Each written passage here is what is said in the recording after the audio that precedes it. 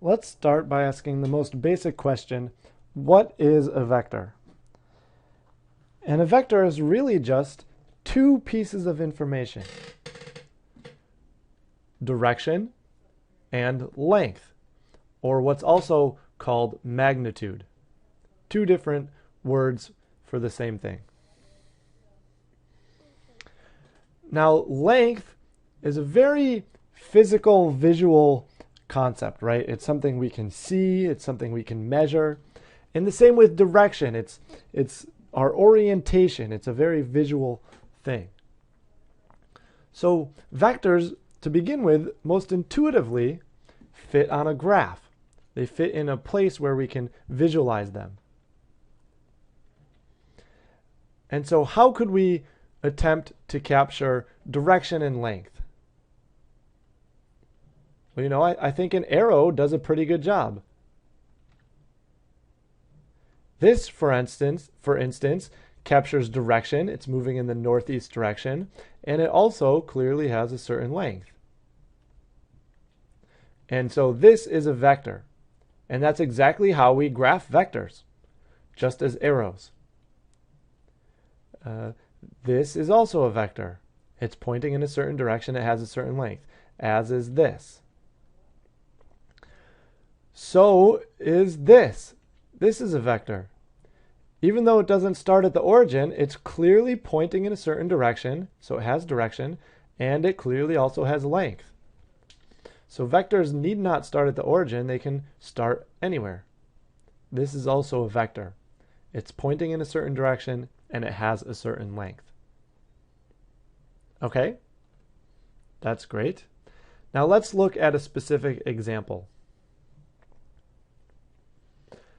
Here is a vector, and I want to, first of all, name that vector. So I'm just going to call it V, and I'm going to put a little arrow over the top of it to make sure that we know that this is a vector. So the vector V, and now I want to capture this information. I want to capture the information that arrow is telling us without needing to draw it. So I can't, I'm not going to write this like this. I'm not going to say V is equal to this arrow. That's too ambiguous.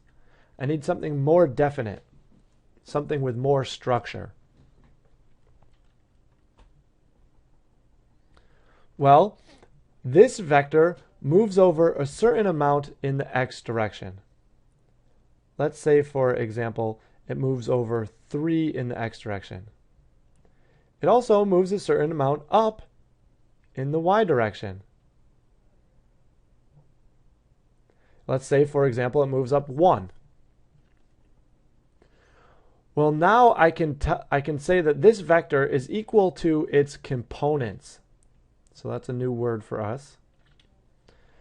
It's equal to its x component, which is 3, how much it moves over in x, and its y component, which is 1, which is how much it moves up in y.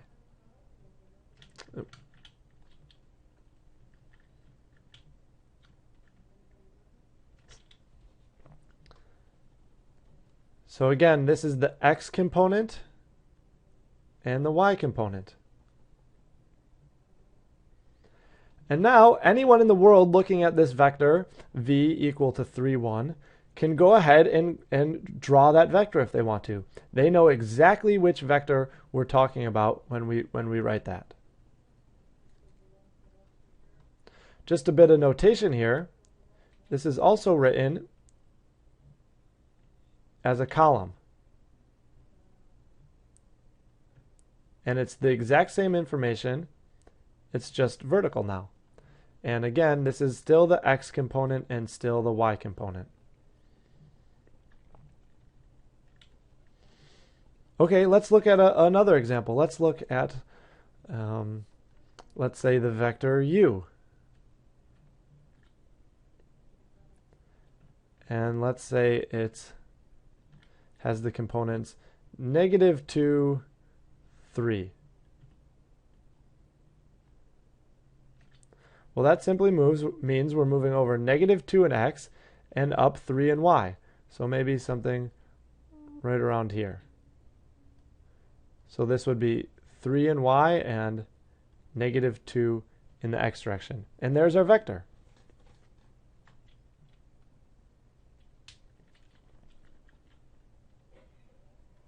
Nothing to it.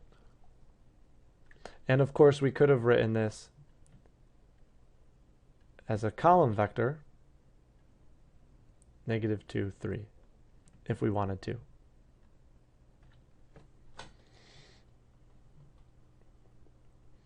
Okay, so we have that down, but what about direction and length? Does this capture direction and length? These just using two components, how does that tell us direction and length? Well, it tells us direction because this is the vector that moves over 3 in x and up 1 in y. That's its direction, over 3, up 1. It points in that direction. But what about length? Well, that's what we're going to talk about in the next video, but I'll give you a clue. We've formed a right triangle here. The components tell us the length of the base and the length of the height of the triangle. And what we're trying to find is this length here, which is the hypotenuse of the right triangle.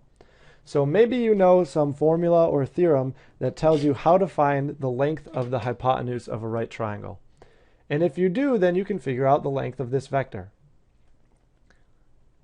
And that's what we're going to do in the next video. See you then.